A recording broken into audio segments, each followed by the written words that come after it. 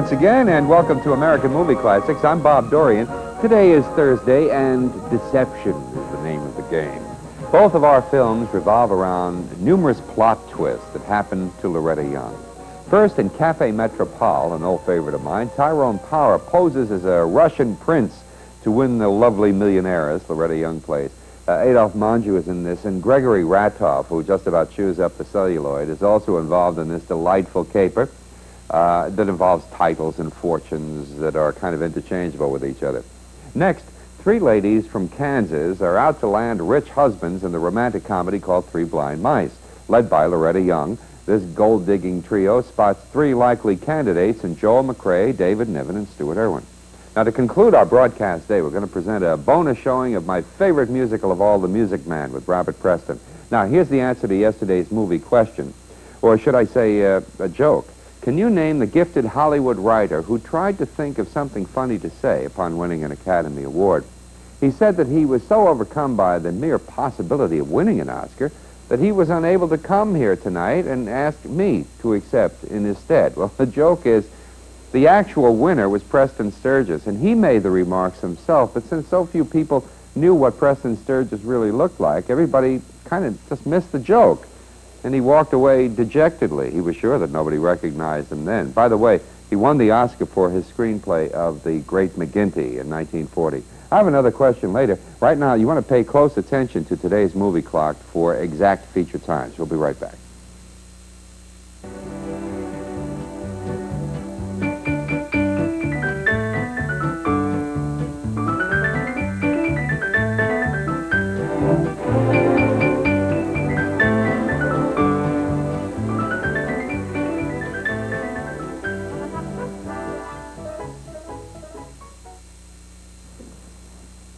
Now, while Tyrone Power and Loretta Young are clearly the stars of the film that we're about to look at, I would like to focus on one of the supporting actors for just a moment anyway, and his name is Gregory Ratoff. And he plays a character by the name of Prince Paul in this movie.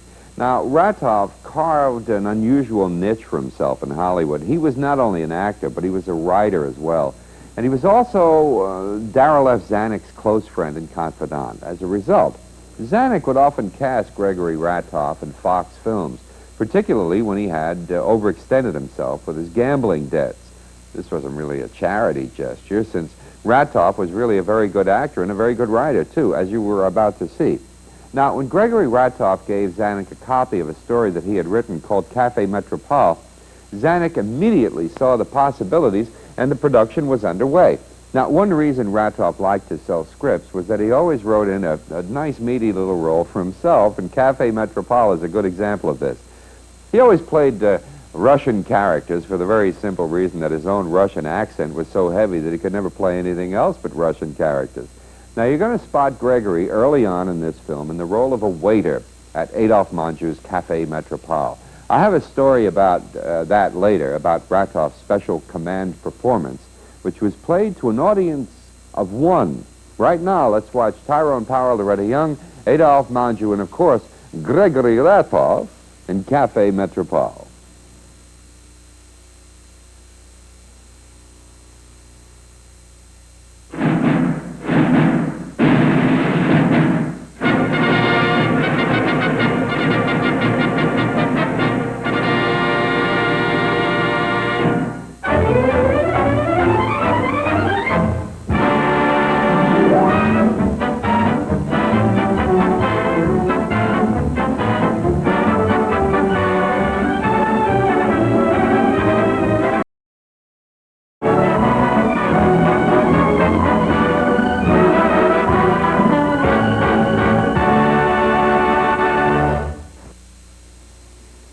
Gregory Ratoff was terrific in this, wasn't he? His Russian accent, of course, was a lot more authentic than Tyrone Power's. Now, here's that story about Ratoff that I mentioned earlier. Darryl F. Zanuck asked the actor to do a special command performance, but it played to an audience of one, and it was never recorded on film, and here's what happened. Zanuck, the guy on the right side of your picture, was having an affair with a French actress by the name of Juliette Greco. Now, when Juliette decided to call it all quits, Ratoff was in the hospital at the time, having just experienced a heart attack, and Zanuck used this to his advantage. Juliet got a call saying Ratoff was dying and he wanted to speak with her. And when she arrived at the hospital, Ratoff did a number that could have rivaled the death scene from Camille, begging the actress to take care of his dear friend Dario since he would not be around to do it for himself. Well, she was so moved by all that, she left the hospital in tears. She went directly to Zanek's house, and she resumed the relationship. Months later, Ratoff revealed that while the heart attack was the real thing, the deathbed scene had been produced and directed by Darryl F. Zanuck. Now, let's take a look at our movie clock. We'll be right back.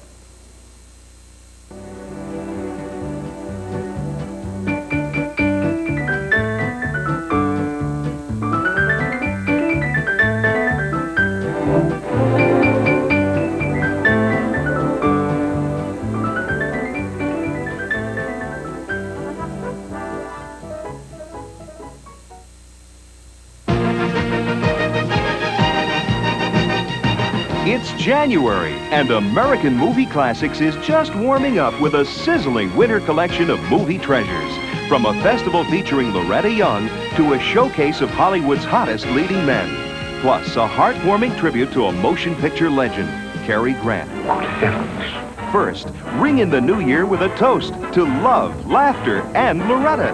It's the charming Loretta Young in 6 sensational starring roles. Congrats, Mom. You're a freshman. Loretta's young at heart, and Mother is a freshman.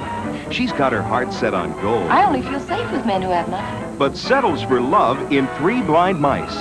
Then, Loretta braves the frontier in Rachel and the Stranger. She's Lady Luck in Café Metropole, and the one last hope for 4 Men and a Prayer. Well, in that case, you'll need me.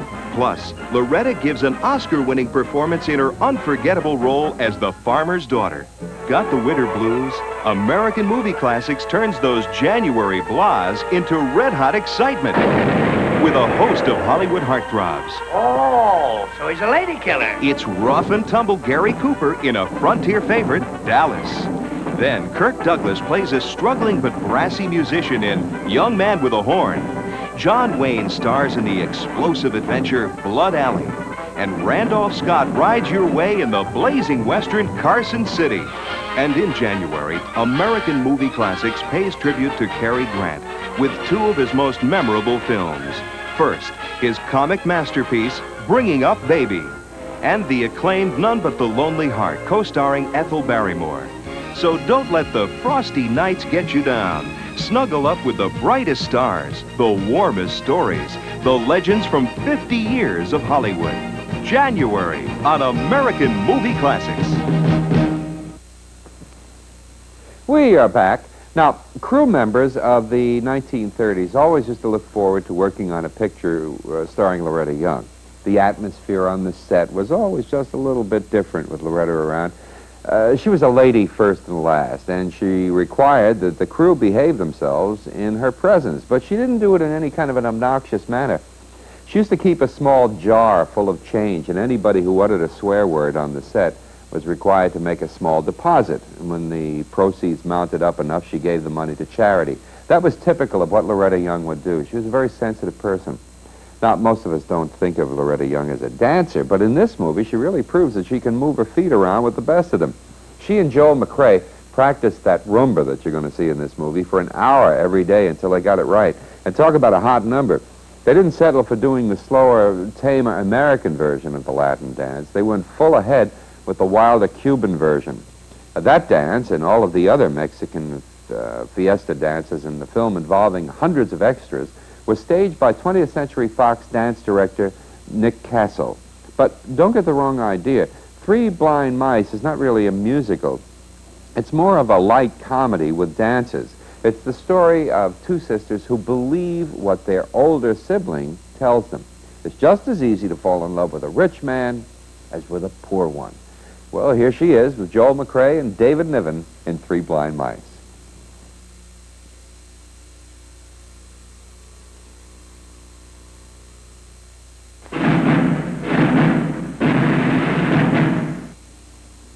I have a feeling that some of you are out there saying, that story seemed familiar to me, but I don't remember Loretta Young starring in it. Three Blind Mice was based upon a London play by the same name, but it was remade officially and unofficially under a variety of titles. 20th Century Fox did a remake in 1946, and they called it Three Little Girls in Blue. And they really were seen in blue, too, in those days because it was done in Technicolor. It starred June Haver, Vivian Blaine, and Celeste Holm. Now, much earlier than that, Joan Blondell headed up a trio of husband hunters in the 1932 film The Greeks Had a Word for Them. That's a great title, isn't it? Probably the most famous story of the three women intent upon getting rich was How to Marry a Millionaire, the 1953 film that starred Betty Grable, Marilyn Monroe, and Lauren Bacall. We'll be right back, but first let's take a look at this. If you loved her as the headstrong farmer's daughter, wait till you see how heads turn when she hits a college campus. Loretta Young cashes in on a scholarship and becomes her daughter's classmate. Are you seriously trying to tell me that there's anything left for you to learn? But when they choose the same major, Mother, how could you? they both learn a lesson in love. I was wrong. Don't leave us. Don't go away. Van Johnson co-stars in the classic collegiate comedy. What are you anyhow, a woman or a mouse? I'm a mother. Congrats, Mom. You're a freshman. Mother is a Freshman. Premiering Sunday, January 11th on American Movie Classics. This month on American Movie Classics, Hiya, Nicholas, honey. Surprise? meet Nick Arden's wife. You Casanova, you. Now meet Nick's other wife. Wait a minute. Will the real Mrs. Arden please stand up?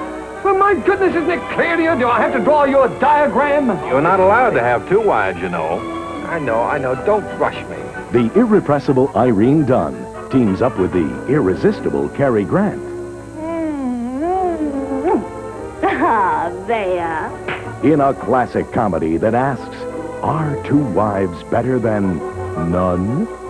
Arrest? You can't arrest me. What's the charge? Bigamy. Huh? Thinking matches? Better be coming. It's for a friend of mine. He's waiting downstairs. Oh. Satisfied. Yeah. My Favorite Wife, directed by Garson Kanin. Oh, that's good. Sunday on American Movie Classics. Just a few weeks ago, last year, around the holiday time, we had a long-distance call from a lady. I won't say who it was or where she came from, but it was an out-of-town person. She wanted to know our address, and we mentioned, or at least Rosemary, our wonderful lady who takes care of those things, mentioned that we often give it here in American Movie Classics. And the lady says, I watch that show all the time, and you never gave your address, or at least I never saw it. Maybe that was the case. See, because we don't play commercials, you never get a chance to go outside, so we figure that you see everything. In any event, in case you would like our address to write a note, and the lady is right, and we don't show it enough, we're going to show it right now. Here it is, American Movie Classics, Post Office Box 999, Woodbury, New York, 11797. Now, never let it be said that I didn't show it at least once in 1987. We'll be right back.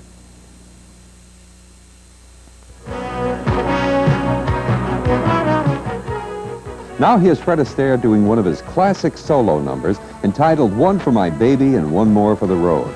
This is from the RKO musical The Sky's the Limit. Let's take a look.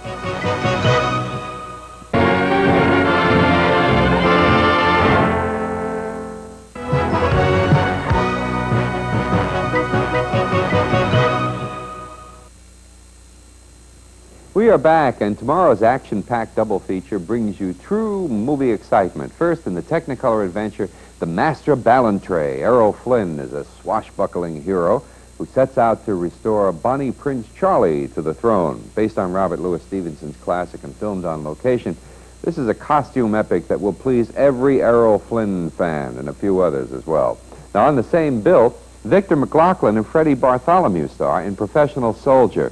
This is a Damon Runyon story about a kidnapped prince with action and thrills at every turn. To conclude the broadcast today, we're going to do another bonus film. We're going to show The Soldier and the Lady. That's a good one, too. Now, here's today's movie question. Director Moss Hard once said of a future movie star, she has that wonderful British strength that makes you wonder how they ever lost India. Can you name the star? I'll give you a hint. She was given her big break in a stage musical directed by Moss Hard. And I'll have the answer for you tomorrow. For American Movie Classics, I'm Bob Dorian.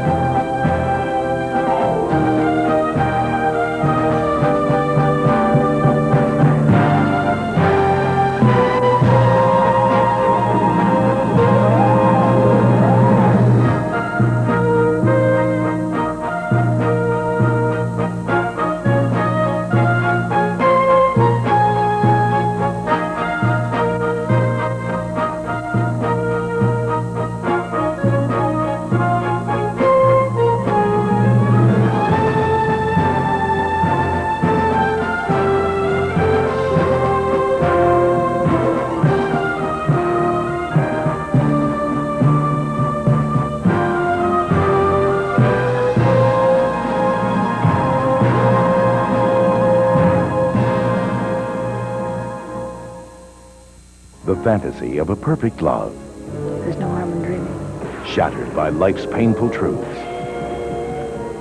But it's wrong. They shouldn't have sent you to prison. What's done is done. Let's think no more about it. I want you to have a good time while you're here, Mary. I want you to feel just like any one of us. She's going to, Henry. We've invited the soldiers to dinner for her. Ginger Rogers stars as a convict injured by love. Zach! Zach! Joseph Cotton is her soldier, whose only crime is his sensitivity to war. I guess if you asked 100 guys what the war is like, they'd all give you a different answer.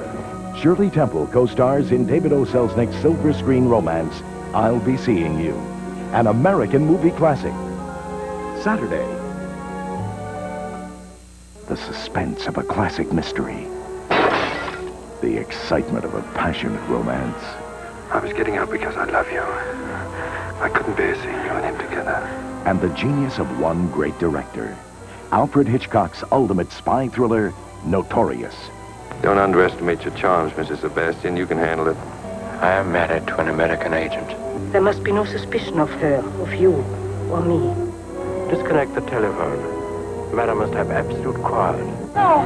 Go away! No! Now, the channel that brings you the greatest classic movies presents Ingrid Bergman, Cary Grant, and Academy Award nominee Claude Rains in Hitchcock's stunning screen triumph, Notorious. Monday on American Movie Classics. If you missed any part of today's film, stay tuned. We're going to show them again.